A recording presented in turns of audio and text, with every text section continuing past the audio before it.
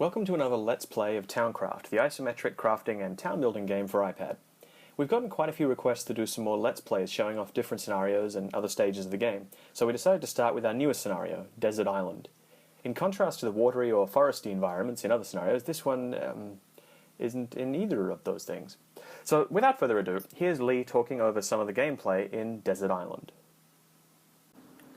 Let's play TownCraft. Hello everybody and welcome back. I'm getting slightly demented. This is the third one of these I've recorded in a row. So here we are on the brand new map, which at the moment is yet to be released. So I'll probably end up putting this one out when that's all done and dusted. Now, it's called Desert Island. It's no secret as to why. It's because we're on a desert island. That's why we're on a desert island. So, as you can see, it's just you and a whole bunch of palm trees at the very beginning. I've got a game which is sort of midway through at the moment. I've got a couple of buildings. A few of my first crafting tables are already built. Oh, and I've got an iron hatchet, which is significantly better. Now, those little question marks that are coming up are not strange bonuses of some kind. Whenever we don't yet have an art asset done for a new item that we're putting in the game, it just appears as a question mark until we get it done. So those question marks are stand-ins for one of the new items for this level, the coconuts. So this is what we've done here. Ordinarily with any other crops in the game, you pick them up as a crop and then you can plant them as a farm, and that's how it works. But in this instance, these things are trees that will just exist and regrow like regular trees, but they can also be created with the cunning placement of a coconut. Don't ask me how the logic works, it does in my head. So there's a couple of really tricky parts to this map. First of all, this little patch of greenery here is the only greenery in the entire island, and as you can see, not a very big island. So first things first, use any and all space that you have for your buildings. Any space you have on the sand for your buildings.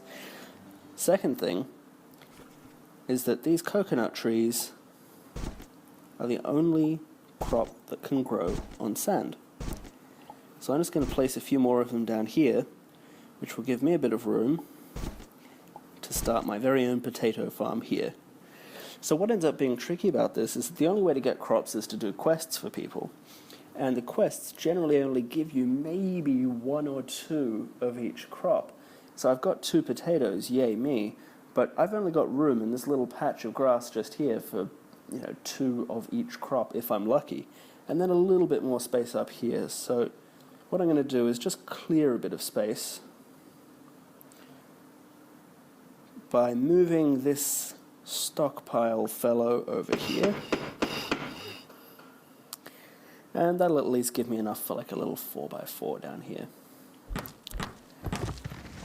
Now, we didn't make you completely stranded on this little island. There is a bit more to it. What I've done is I've built a bridge out to this place, which has a couple of the other basic necessities. We've got iron, we've got sand, and hopefully coal. So do I already have my... Oh, no I don't. Pickaxe. Done. Now let's find us some useful resources. So getting a farm going is going to be incredibly tricky for anybody in this map. The first time our playtester had a go at it, he was really determined that he wanted to try and get a gold star on his first go, and I don't think I've ever seen him quite so near the point where one of his blood vessels was going to burst. But I'll never say which one.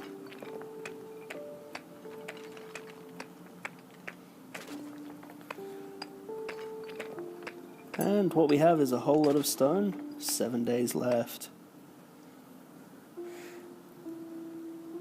Some sand, which I will go ahead and grab.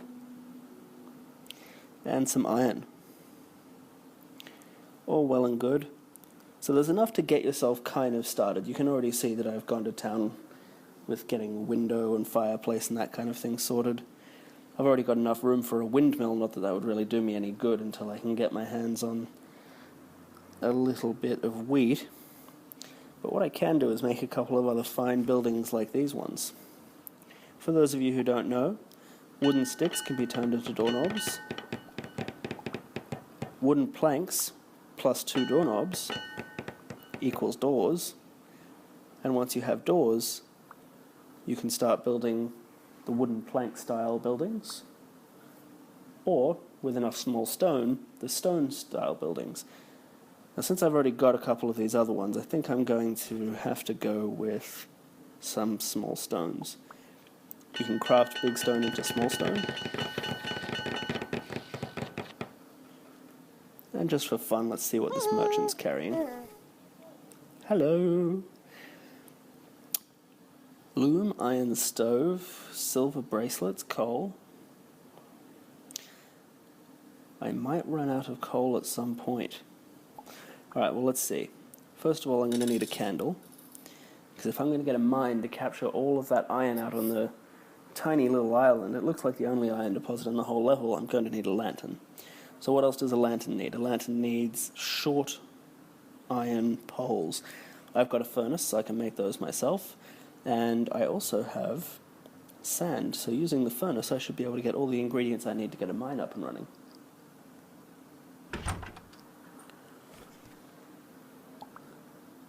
Yep, easily done. I usually just stock up on everything when I'm doing this. Sand, we'll need a couple of glass panes. Go to the crafting table. Use my 1 candle. My glass panes and some short poles. Get a candle. That's given me enough for a mine.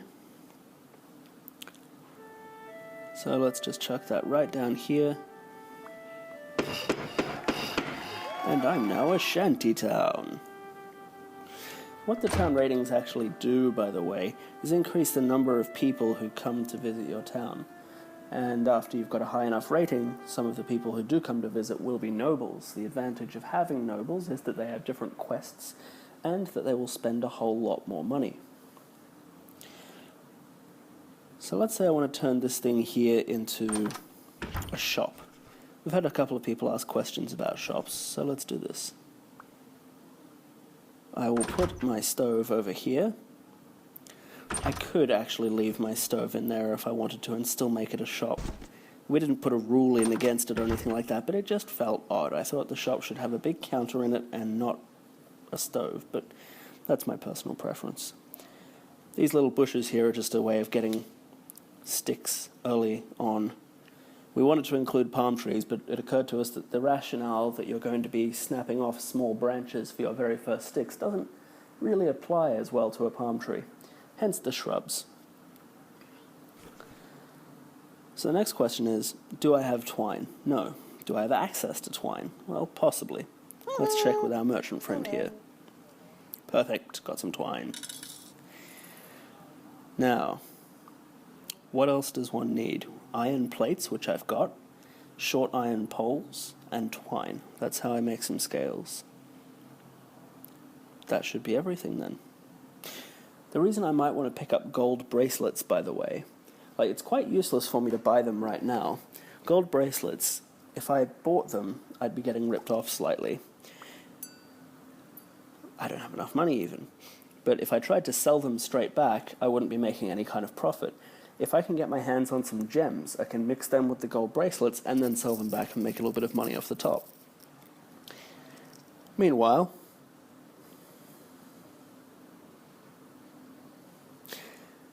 I actually quite like having these little 2 palm trees here just next to my first building. So, iron plates, iron short poles, twine. 1 set of scales. Iron tool bits, wooden planks, counter.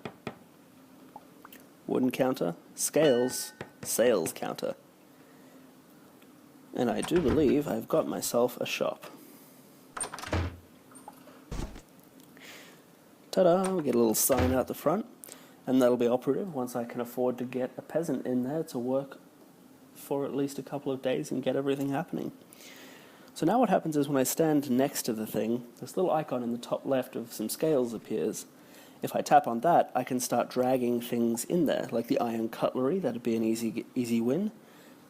What else would be sellable? All I've got here really is components. I need to get some finished products together to chuck them in there. Ooh, pumpkins in exchange for coconuts, you say? I accept your epic quest of coconut. Perfect, I already had them. 2 pumpkins, 6 coconuts. Let's add to my farm. But not before I take up the opportunity to trade with yet another... Ooh, that's a lot of stuff. I'm really a little low on money here, though. But I have ample coconuts, so I will sell those coconut bowls, which could change to coconut halves in between now and the time we launch this level. I'm not 100% sure. In any case, I feel certain there's something here I'm going to want. I've got access now to a permanent amount of iron, so that's not an issue. I don't have any gems, so getting the silver rings or the gold rings or bracelets is also pointless. The iron stove I can make myself, the loom I can make myself. I am actually stocked up fairly nicely. But what does this other merchant have to say about my stockedness? Veggie pizza, gems, hello. Okay. I'm going to grab a veggie pizza. And here's why. If you've watched the other Let's Plays, you might know this trick. We actually added this one in late the other year. By the other year, I mean 2013, but who's counting? So we've now got 2 pumpkins and 2 potatoes, and 1 pizza tree. This tiny little slice of pizza that you can see here on a little sprout. Yeah, I'm pretty sure this is how pizza's made. I was raised vegetarian. What do I know? Let's do another quest. 6 coconut bowls, like the ones I just traded. Well, fine. All she was going to give me was some potatoes anyway, so I don't need her. Now, in this map, if I remember correctly, people generally have a fair bit of money. Louise upon Tweed here has 2 gold and 87 copper, which is not an insignificant amount. It's not amazing, but it's not nothing either. So, in this map, people are fairly rich, which means that when it comes to selling stuff from the shop here, it shouldn't be too much of a problem to put some fairly large-scale things in there. The iron cutlery is incredibly cheap, even a peasant could afford that. But if we were to put something really big together, let's make something, actually. Iron long poles can be crafted into iron long blades, like so. Wooden sticks and iron tool bits can become hilts. The hilts with the long blades can become swords. I personally find that swords are a great way of making a little bit of extra cash, selling them off to merchants and things. The problem is, the swords are worth 86 coppers each. Now, even that merchant that just passed by had 2 gold and 86 coppers, so they could probably afford to buy all 4 of those swords, but that would be it.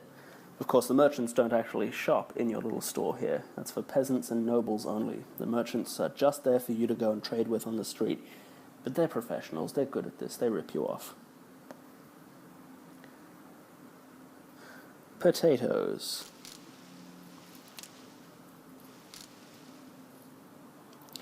So I'm going to give it a wrap here, which is not really a phrase. Give it a wrap is not a phrase that ever happens. I think I was thinking of give it a rest, and then I was thinking of wrap it up, and I couldn't decide. Don't judge me. So I'm going to give it a rest wrap up, and I'll leave you guys to enjoy the Desert Island map, which should be coming out in about 2 weeks. Thanks very much for watching, and enjoy TownCrafting. Bye.